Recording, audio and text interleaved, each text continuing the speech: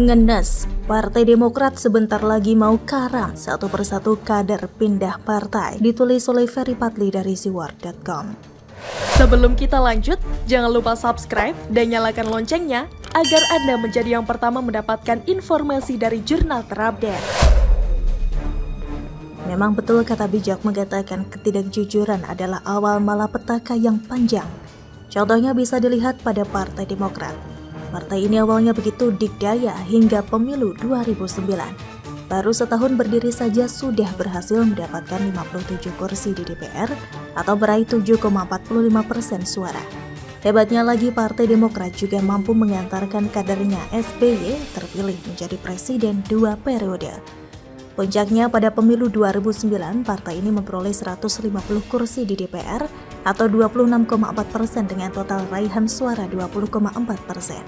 Bahkan si Ibas yang tidak jelas rekam jejaknya, apalagi prestasinya, bisa memperoleh suara terbanyak kala itu lantaran mencalonkan diri lewat Partai Demokrat. Lantas apa yang membuat partai berwarna biru tersebut begitu cepat mencapai puncak kejayaan mengalahkan PKS, PAN, dan Gerindra? Slogan dan iklan katakan tidak pada korupsi. Partai Demokrat bersama SBY terus melawan korupsi tanpa pandang bulu. Katakan tidak pada korupsi. Demikian sepenggal pernyataan yang ada di iklan itu. Dan kalau dibandingkan dengan partai-partai yang lain kala itu, hanya Partai Demokrat yang berani secara terang-terangan mengatakan akan terus melawan korupsi tanpa pandang bulu. Hal ini yang kemudian membuat masyarakat berbondong-bondong memilih partai besutan SBY tersebut. Tapi bohong, demikian judul lagu yang dinyanyikan oleh Popo Gingsul. Ternyata katakan tidak pada korupsi itu hanya strategi marketing saja bro MCs untuk menarik minat orang memilih Partai Demokrat.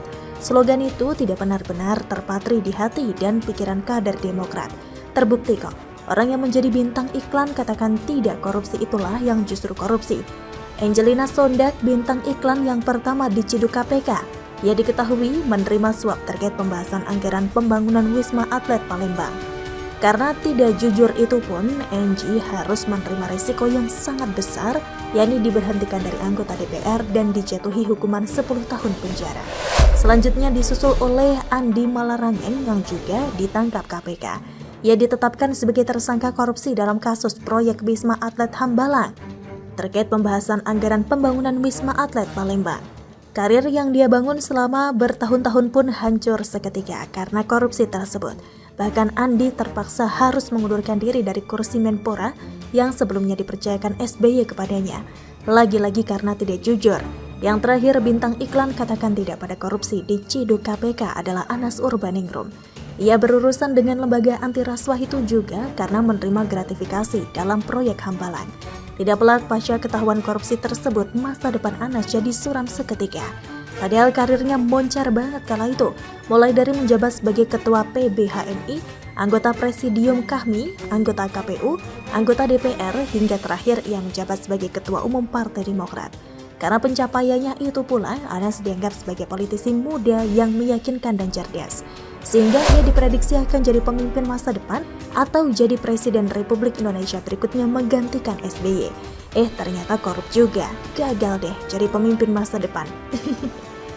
Dan tidak hanya 3 orang itu loh kader Demokrat yang korupsi, masih banyak lagi yang lain. Akibatnya apa? Pada pemilu 2014, perolehan kursi di DPR dan suara Partai Demokrat merosot tajam, setajam pisau katar. Dari yang awalnya berada di posisi pertama merosot menjadi posisi keempat dari 10 partai yang lolos ke parlemen. Dan dari yang awalnya mendapat 150 kursi di DPR menjadi hanya mendapat 61 kursi saja. Ngeri, ternyata dampak korupsi tidak hanya ke pelaku tapi juga merembet ke partai pengusungnya. Dan kalau dipikir-pikir wajar juga sih Partai Demokrat diberi sanksi sosial seperti itu. Karena kadernya korupsi berjamaah bro. Kalau dihitung total duit negara yang telah mereka tilep bisa jadi sudah mencapai ratusan miliar rupiah. Sesuai prediksi pada pemilu 2019, perolehan suara Partai Demokrat turun lagi. Dari posisi keempat menjadi posisi ketujuh partai yang lolos ke Senayan. Padahal kala itu yang jadi ketua umum masih SBY loh, yang diagung-agungkan sebagai ahli strategi. Apalagi sekarang Partai Demokrat dipimpin oleh AHY, yang jadi ketum partai berkat giveaway dari bapaknya. Makin modiar partai berlambang bintang Mercy. Akibatnya apa? Jadilah Partai Demokrat dipimpin oleh politisi karbitan digoreng dadakan 35 ribuan. Lihat saja kelakuannya, hendak dikudeta oleh kader Demokrat yang lain malah mengirim surat permintaan klarifikasi kepada Presiden Jokowi. Dia yang mau jadi cawapres tapi yang dibangga-banggakan justru prestasi bapaknya. Bayu Erlangga yang terpilih sebagai Ketua DPD Partai Demokrat Jatim lewat jalur resmi, yakni Musda, tapi yang dilantiknya adalah Emil Dardak. Sukamto yang didukung oleh mayoritas PAC sebagai calon Ketua DPC Partai Demokrat Samarinda, tapi malah berkati yang ditunjuk, dan lain-lain. Jadi, namanya saja Partai Demokrat, ternyata demokrasi tidak benar-benar berjalan di sana. Wajar bila kemudian AHY ditolak keras jadi cawapres Anies oleh Paloh, karena orangnya saja kayak gitu, sudah manja, otoriter pula. Ini juga yang menjadi tanda-tanda alam kalau tidak lama lagi Partai Demokrat akan karam. Dan yang namanya kader, gak mau dong naik perahu atau partai yang mau karam di lautan. Itulah kenapa banyak yang mengundurkan diri dari partai tersebut dan pindah ke partai lain. Sebagai contoh yang kini lagi viral, Soekarwo, ex-gubernur Jatim itu kini tidak lagi jadi kader Partai Demokrat, tapi sudah pindah ke Golkar. Sebelumnya, menantunya Bayu Erlangga yang diperlakukan tidak adil oleh AHY di Musda Partai Demokrat Jatim juga sudah berlabuh ke partai berlambang pohon beringin itu. Kemudian beberapa kader yang lain juga sudah banyak yang meninggalkan Partai Demokrat. Mulai dari TGB yang kini jadi kader Perindo, Ruhut Sitompul berimigrasi ke PDIP, Wahidin Halim mengungsi ke Nasdem, dan ada banyak lagi kader di daerah yang juga resign dari Partai Demokrat. Ngeri.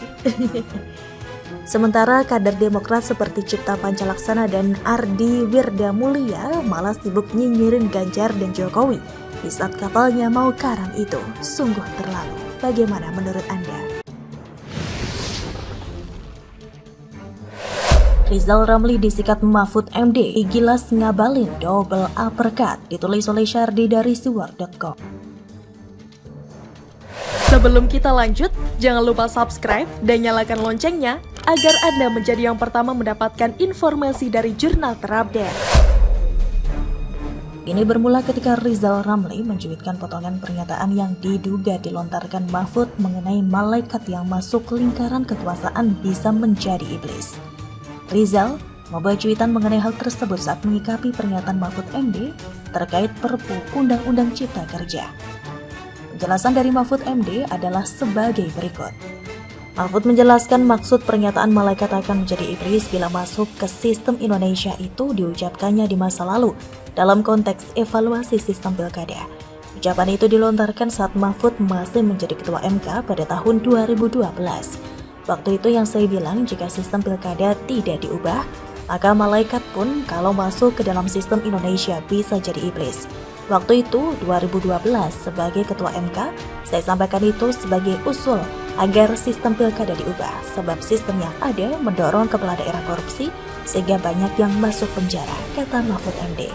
Mahfud selama ini kerap dikritik oleh Rizal Ramli, tetapi dia memilih diam. Dan sekarang kesabaran Mahfud seolah habis karena ucapannya dipotong dan dijadikan senjata untuk menyerang dirinya. Dan itu dilakukan oleh Rizal Ramli, sang pengecut yang sakit hati akut tidak sembuh-sembuh. Mahfud MD menuding Rizal Ramli makin lama makin ngawur. Anda, RR, merajalela ngawurnya karena didiamkan sehingga merasa pintar. Saya tahulah Anda itu siapa. Sebodoh apapun tidak mungkinlah. Selama punya otak, kita mengatakan bahwa orang yang masuk kekuasaan jadi iblis. Saya tidak anti kritik, tapi kalau orang menjawab dan mengkritik balik jangan dituding anti kritik ya, katanya.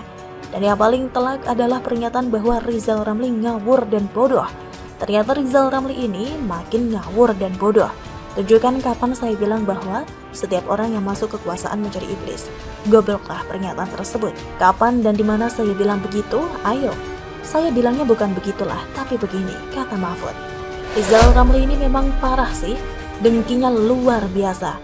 Dulu diundang Jokowi untuk hadir resepsi pernikahan Kaisang, alasannya ada acara lain.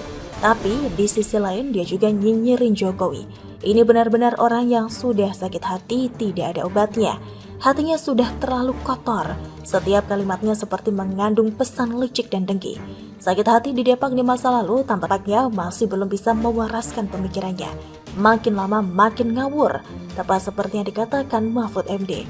Dan untuk membalas balik ucapan Rizal Ramli, maka Ngabalin adalah orang yang tepat. Ngabalin ikut mengompori dan memberikan komentar menohok kepada Rizal Ramli. Menurut Ngabalin, serangan Rizal Ramli kepada pemerintah, termasuk kepada Mahfud MD adalah ekspresi dari sakit hati karena dipecat Jokowi. Dia bahkan berseloroh jika syaraf yang ada di tubuh Rizal Ramli itu sudah rusak. Sang pecatan yang sakit hati lagi pengidap post-power syndrome, syaraf-syarafnya pada korsleting katanya. Ngabalin meminta Mahfud tidak perlu meluangkan waktu untuk menanggapi Rizal Ramli. Sia-sia saja seorang menteri menanggapi orang yang kurang sehat.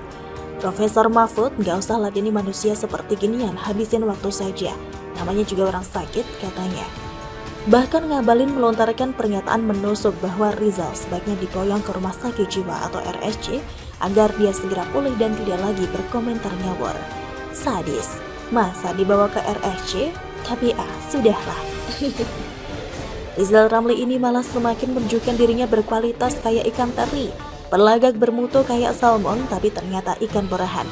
Banyak bacot, banyak ngomong tapi ngawur. Rasa pintar tapi sebenarnya raja ngawur dan ngomong tanpa dasar yang jelas. Mungkin inilah obat ampuh untuk mengobati sakit hatinya. Harus merepet seperti emak-emak kurang kasih sayang agar rasa sakitnya sedikit tereda untuk sementara. Kalau tidak merepet, mungkin mulutnya gatal dan hatinya sakit seperti diinjak onta. Terkadang diam saja tidak cukup bikin barisan sakit hati jera. Kadang harus disindir balik, kadang harus ditempeleng biar kapok. Orang banyak gaya akan ketahuan topengnya. Katanya sih, konon Rizal Ramli ini suka ngeblok akun netizen yang suka mengkritik dirinya. Entahlah benar atau tidak, tapi kalau benar, alangkah pengejutnya orang ini. Mau mengkritik tapi tidak mau dikritik. Cocoknya dipanggil apa nih? Bagaimana menurut Anda?